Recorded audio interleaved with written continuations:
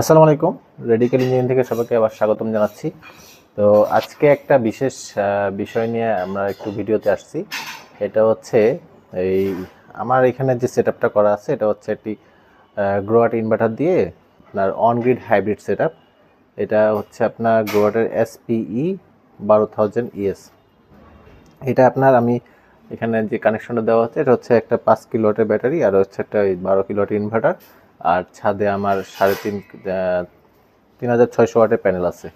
তো এইখানে একটা জিনিস দেখানোর জন্য আমরা একটু ভিডিওতে আসলাম। এটা হচ্ছে অনেকেই আসলে ওই দেখা যায় যে আপনার সাধারণ মিটারেই আপনার নেট মিটারিংয়ের জন্য গ্রিডে এক্সপোর্ট করার চিন্তা ভাবনা, গ্রিডে এক্সপোর্ট করা হয়। এই ক্ষেত্রে যদি আপনি যদি এটা আপনি করেন, মানে নেট মিটারিংয়ের জন্য যে বাই ডিরেকশনাল মিটার, সেটা যদি আপনি না নিয়ে যদি আপনি গ্রিডে এক্সপোর্ট করে দেন, তাহলে কি ঘটনা ঘটে সেটা একটু দেখার জন্য আমরা এখানে আসছি। তো এইটা হচ্ছে আপনার গ্রোয়াটের SPE 12000 ES। এইটা আপনার অন গ্রিড হাইব্রিড, তার মানে হচ্ছে এটা আপনার গ্রিডে এক্সপোর্ট করতে পারে। যদি গ্রিডে এক্সপোর্ট করা হয় আমরা নেট মিটারিং ছাড়া, তাহলে সেই ক্ষেত্রে যে ঘটনাটা ঘটে, এটা এখন আমি গ্রিডে এক্সপোর্টটা বন্ধ করে রাখছি। তো এখন প্যানেল থেকে আসতেছে 698 ওয়াট আর ইউজ হচ্ছে 550 ওয়াট, ঠিক আছে। আর ব্যাটারি থেকে ডিসচার্জ বা চার্জ হচ্ছে 20 ওয়াটের মতো। তো এখন আর এটা হচ্ছে আমার ইনভার্টার আর এটা হচ্ছে আমার ব্যাটারি। আচ্ছা, ব্যাটারি এটা হচ্ছে AI এনার্জি।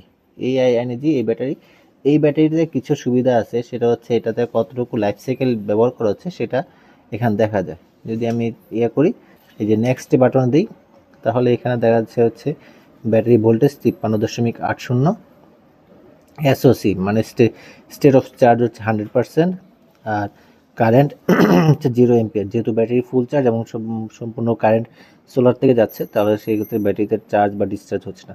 আর টেম্পারেচার হচ্ছে 30 ডিগ্রি সেলসিয়াস, এই একটা বিষয়। এখন এখানে যদি নেক্সটে দিই, তাহলে এইখানে আমার সাইকেলটা দেখা যাবে। এটা নতুন অবস্থা থেকে এখন পর্যন্ত আজকে প্রায় 1 মাস ব্যবহার করেও হয়েছে, 1 মাস উপরে। তো এইখানে আমার সাইকেল হয়েছে মাত্র 28টা সাইকেল। এই ব্যাটারিটার আপনার 4000 সাইকেল পর্যন্ত ওয়ারেন্টি গ্যারান্টি আছে। তো আজকে 1 মাসের মতো বা কিছু কম বেশি হতে পারে, তখন আমার এখানে ব্যবহারটা হয়েছে। আমি মাত্র 28টা সাইকেল ব্যবহার করেছি। তাহলে 4000 থেকে 28টা বাদ দিলে আরও প্রায় 3972টা সাইকেল আমার ওয়ারেন্টিতে আছে, যদি আমি 5 বছরের মধ্যে এইটা মানে ব্যবহার করতে পারি। আমার ওয়ারেন্টি গ্যারান্টি হচ্ছে 5 বছর। তো এইটা হচ্ছে একটা বিশেষ সুবিধা। এটা হচ্ছে ব্যাটারিটা হচ্ছে AINEGY ব্র্যান্ডের 5 কিলোওয়াটের ব্যাটারি। এটার ভোল্টেজ হচ্ছে আপনার 51 ভোল্ট এবং হচ্ছে এম্পিয়ার হচ্ছে 100 এম্পিয়ার। তো এই হচ্ছে আমার সেটআপটা। আর এখন আমি যেটা করব সেটা হচ্ছে আপনাদেরকে বাইরে নিয়ে আমাদের মিটারের কানেকশনটা দেখাবো। তাহলে আমি এখন এটা গ্রিডে এক্সপোর্ট করে দেবো। গ্রিডে এক্সপোর্ট করতে গেলে এখানে সেটিংস থেকে আমি একটু গ্রিডে এক্সপোর্ট করে দিই।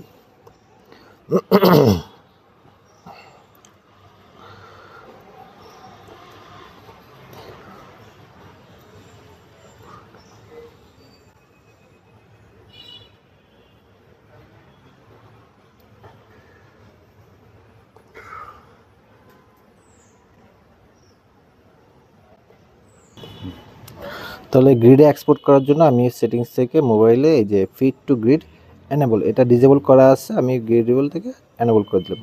এনেবল করে দিলে এখন আমার গ্রিডে এক্সপোর্ট অন হয়ে গেছে, ঠিক আছে। এখন কতটুকু গ্রিডে এক্সপোর্ট হইতেছে এটা একটু আমরা চেক করি। আচ্ছা, এটা একটু সার্ভারটা আপনার রিফ্রেশ হতে একটু সময় লাগে। তো এইখানে আমার গ্রিডে এক্সপোর্ট হয়ে কিছুক্ষণের মধ্যে রানিং হয়ে যাবে। আচ্ছা,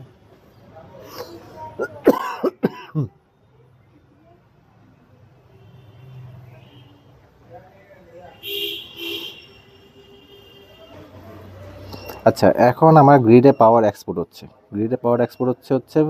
আমার সোলার প্যানেল থেকে আসতেছে 1711 ওয়াট, আমার ব্যবহার হচ্ছে 188 ওয়াট, আর এক্সপোর্ট হচ্ছে 1431 ওয়াট। তাহলে এখানে ডিটেলসটা দেখা যাচ্ছে এবং গ্রিডে এক্সপোর্ট হচ্ছে, ঠিক আছে। তাহলে গ্রিডে এক্সপোর্ট হচ্ছে। এখন এই অনুযায়ী আমি তো গ্রিডকে বিদ্যুৎ দিচ্ছি, তাহলে আমার নিশ্চিত মানে ব্যালেন্সটা আমার বাড়ার কথা। এইখানে দেখেন, এইখানে কিন্তু আমার নেট মিটার, এটা হচ্ছে সিঙ্গেল ফেজ মিটার। তো এইখানে আমার দেখেন এখানে কিন্তু অ্যালার্ম আসতেছে, মানে হচ্ছে এটা বাই ডিরেকশন মিটার না, এটা হচ্ছে আপনার ওয়ান ডিরেকশন মিটার। এখানে অ্যালার্ম দিচ্ছে যে কারণ এটা গ্রিডের দিকে বিদ্যুৎটা যাচ্ছে এবং কত এম্পিয়ার যাচ্ছে, 6.09 এম্পিয়ার যাচ্ছে। এখানে ইরোর মেসেজ দেখাচ্ছে। এখন এখানে যদি আমি ব্যালেন্সটা দেখি, ব্যালেন্সটা 444 টাকা 30 পয়সা, 31 পয়সা ছিল 30 পয়সা হয়ে গেছে।